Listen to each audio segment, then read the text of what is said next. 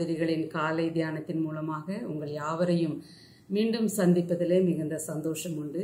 இந்த நாளினுடைய சிந்தனைக்காக நம்ம நீதிமொழிகள் 16ஆம் அதிகாரம் 6வது வசனம், கிருபையினாலும் சத்தியத்தினாலும் பாவம் நிவர்த்தியாகும், கர்த்தருக்கு பயப்படுகிறதினால் மனுஷர் தீமையை விட்டு விலகுவார்கள் என்று வேதத்தில் வாசிக்கிறோம். கர்த்தருக்குள் பிரியமான சகோதரிகளை, நாம் யாவரும் தீமை நிறைந்த இந்த பொல்லாத உலகத்தில் ஜீவித்து கொண்டிருக்கிறோம். அப்போ அந்த கிருபையும் சத்தியமும் இந்த பாவத்தை நிவர்த்தி செய்யக்கூடியதாய் இருக்கிறது. நம்மளுடைய பாவங்களை அதை நிவர்த்தி செய்ததாயும் இருக்கிறது. அப்போ நாம் கர்த்தருக்கு பயப்படும் பொழுது அந்த பயப்படக்கூடிய மனுஷன் தீமையை விட்டு விலகக்கூடியவனாய் காணப்படுகிறான். அதே நீதிமொழிகள் 8ஆம் அதிகாரம் 13வது வசனம், தீமையை வெறுப்பதே கர்த்தருக்கு பயப்படும் பயம் என்று சொல்லப்படுகிறது. அப்படி தீமையை வெறுத்ததான 2 சகோதரிகளை குறித்து நாம் வேதத்தில் வாசிக்கிறோம். யாத்திரையாகமத்தின் புஸ்தகம் 1 அதிகாரம் அதனுடைய 21வது வசனத்தில் நாம் இப்படியாக வாசிக்கிறோம். அதாவது சிப்போராலும் பூவாலும் என்ன செய்கிறார்கள்? ராஜாவின் கட்டளைக்கு அவர்கள் பயப்படவில்லை என்று சொல்லி பார்க்கிறோம். அவர் சொன்னதான கட்டளைகளை அவர்கள் செய்யாதபடிக்கு தேவனுக்கு பயந்தார்கள் என்று சொல்லி அங்க வேதத்துல நாம் வாசிக்கிறோம். அப்ப தேவனுக்கு அந்த மருத்துவச்சிகள் பயப்பட்டதுனால அவர்களுடைய குடும்பங்களை கர்த்தர் தலைக்க செய்தார் என்று சொல்லி 21வது வசனத்துல நாம் வாசிக்கிறோம். அப்போ என்ன எகிப்துல என்ன சம்பவித்தது அப்படின்னு நம்ம பார்க்கும்போது, அவர்கள் அதிகமாய் இஸ்ரவேல் ஜனங்கள் பெருகி இருக்கும்போது எகிப்தியர்கள் குறைவாய் இருக்கிறார்கள். அப்போ யோசேப்பை அறியாத ஒரு ராஜா அங்க வந்து இதை பார்த்தவுடன் அவர் என்ன செய்கிறார்? மருத்துவச்சிகளை அழைத்து எபிரேய ஸ்திரீகள் பிள்ளைகளை பெற்றெடுக்கும் போது அந்த குழந்தைகளை, ஆண் குழந்தைகளை கொலை செய்ய வேண்டும் என்கிறதான ஒரு கட்டளையை ராஜா அங்க கொடுக்கிறதை நாம் வேதத்துல வாசிக்கிறோம். இஸ்ரவேல் ஜனங்களை ஒடுக்குகிறார்கள். தன்னுடைய ஜீவன் கூட அவர்களுக்கு கசப்பாய் தோன்றும் அளவிற்கு அவர்கள் ஒடுக்கப்படுகிறார்கள். அந்த சூழ்நிலையில இப்படிப்பட்ட ஒரு கட்டளையும் அங்கு வருகிறதை நாம் பார்க்கிறோம். அப்ப இந்த 2 மருத்துவச்சிகளும் தைரியம் கொண்டு அந்த குழந்தைகளை காப்பாற்றுகிறதை நாம் பார்க்கிறோம். ராஜாவினிடத்துல பேசுகிறதையும் நாம் பார்க்கிறோம்.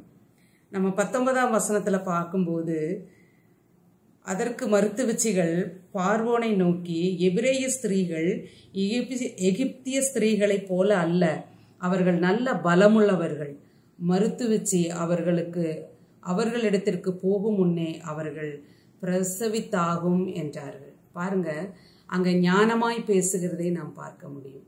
நாங்க போகிறதுக்குள்ள அவங்க பிரசவித்தர்றாங்க அப்படின்னு சொல்லி அவர்கள் சொல்லுகிறதை நாம் இங்கு பார்க்க முடியும். அப்ப அந்த தைரியம் அவர்களுக்கு எங்கிருந்து வந்தது? தேவன் அவருக்கு பயப்படும் பொழுது அவர் தைரியத்தை கொடுக்கக்கூடியவராயிருக்கிறார். நம்ம 2 பேதுருவின் புஸ்தகம் 1ஆம் அதிகாரம் 5வது வசனத்துல விசுவாசத்தோட தைரியமும் தைரியத்தோட ஞானமும் என்று வாசிக்கிறோம். அப்போ நீங்களும் நாங்களும் விசுவாசிக்கும் போது அங்க தைரியம் உண்டாகிறதை பார்க்கிறோம். நம்மளுடைய வாழ்க்கையை சீர்தூக்கி பார்க்கும்போது, ஒப்பிட்டு பார்க்கும்போது, நாமும் இது போல நெருக்கப்படுகிறோம், ஒடுக்கப்படுகிறோம். நம்மளுடைய வாழ்க்கையில கூட திருமணமானவர்களுக்கு இப்படிப்பட்ட நிறைய கஷ்டங்கள் வருகிறதை நாம் பார்க்க முடியும். வேலை நிமித்தமாக பிள்ளைகளை பெற்றுக்கொள்ளக்கூடாது என்று தீர்மானம் எடுக்கிறார்கள். கரு உருவாகும் பொழுது மனுஷருக்கு பயப்படுகிறதுனாலே அந்த கருவை கலைக்கிற நிறைய பெண்மணிகளை நாம் பார்க்க முடியும். ஆனால் இந்த மருத்துவச்சிகள் தைரியமாய் அந்த காரியத்தை செய்யாமல் இருந்தார்கள். காரணம் என்ன தெரியுங்களா? தேவன் பழுகி பெருகி பூமியை நிரப்புங்கள் என்று சொன்னார்.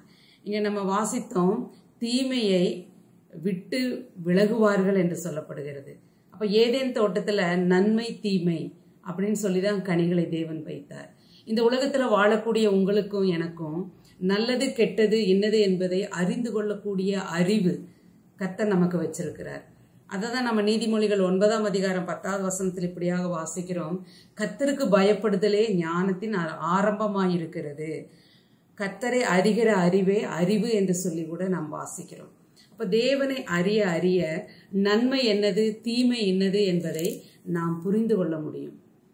ஆகவே நாம் வேலை செய்கிற இடங்களிலே, படிக்கிற இடங்களிலே, கல்லூரிகளிலே, நம்மளுடைய குடும்பங்களிலே, சபைகளிலே கர்த்தருக்கு விரோதமாக காரியங்கள் பேசப்படும் போது, நமக்கு எதிரடையாக செயல்படும் போது நாம் சோர்ந்து போகாதபடிக்கு தைரியம் கொண்டவர்களாக ஞானமாய் நாம் பேச வேண்டியது அவசியமாய் இருக்கிறது.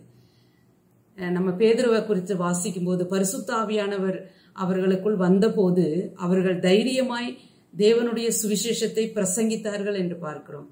3000 பேர் ரட்சிக்கப்பட்டார்கள் என்று பார்க்கிறோம். அங்கு ஜனங்கள் காப்பாற்றப்படுகிறார்கள். இங்கேயும் இந்த சிப்போரால் பூவால் அவர்கள் மூலமாக அங்கு ஆண் குழந்தைகள் காப்பாற்றப்படுகிறதை நாம் பார்க்க முடியும். கர்த்தருக்குள் பிரியமானவர்களே, நம்மளுடைய வாழ்க்கையில தெய்வனுக்கு பயப்படும் பயம் இன்னது என்பதை நாம் அறிந்து கொள்ள வேண்டும். நாம் கர்த்தருக்கு பயப்படும் பொழுது, தைரியமாய் நிற்கும் பொழுது, ஞானமாய் பேசும் பொழுது, விவேகமாய் நாம் நடந்து கொள்ளும் பொழுது, இங்க மருத்துவச்சின் குடும்பங்களை கர்த்தர் தலைக்க செய்தது போல உங்களுடைய என்னுடைய குடும்பத்தை கூட கர்த்தர் தலைக்க செய்ய அவர் போதுமானவராய் இருக்கிறார்.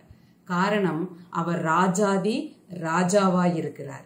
உலக பிரகாரமான ராஜாக்களுடைய கட்டளைக்கு நாம் பயப்படாதபடிக்கு, மனிதர்களுக்கு பயப்படாதபடிக்கு தேவனுக்கு பயப்படும் பயம் நமக்கு ரொம்ப அவசியமா இருக்கிறது. கர்த்தர் என்ன சொல்லி இருக்கிறாரோ அதை நாம் செய்ய வேண்டியது அவசியமா இருக்கிறது. 128வது சங்கீதத்தில் இப்படியாக வாசிக்கிறோம், கர்த்தருக்கு பயப்படுகிற மனுஷன் இவ்விதமாய் ஆசீர்வதிக்கப்படுவான். நாம் அந்த வசனத்தை படிச்சிருக்கிறோம் இல்லையா? அந்த ஆசீர்வாதங்கள் எல்லாம் யாருக்கு? கர்த்தருடைய பிள்ளைகளுக்கு உரியது. ஆகவே தைரியம் கொண்டு ஞானமாய் கர்த்தருக்கு பயந்து அவருடைய கட்டளைகளையும் கற்பனைகளையும் செய்ய நாம் முற்படும் போது நாம் இந்த உலகத்திலையும் அந்த உலகத்திலையும் தேவன் தருகிற ஆசீர்வாதங்களை பெற்றுக்கொண்டு வாழ கர்த்தர் நமக்கு உதவி செய்வாராக. இப்படிப்பட்ட சிந்தனைகளால் அவரை நாம் ஆராதிப்போம். அவருடைய நாமம் இன்றும் என்றும் சதா காலங்களிலும் மகிமைப்படுவதாக. ஆமேன்.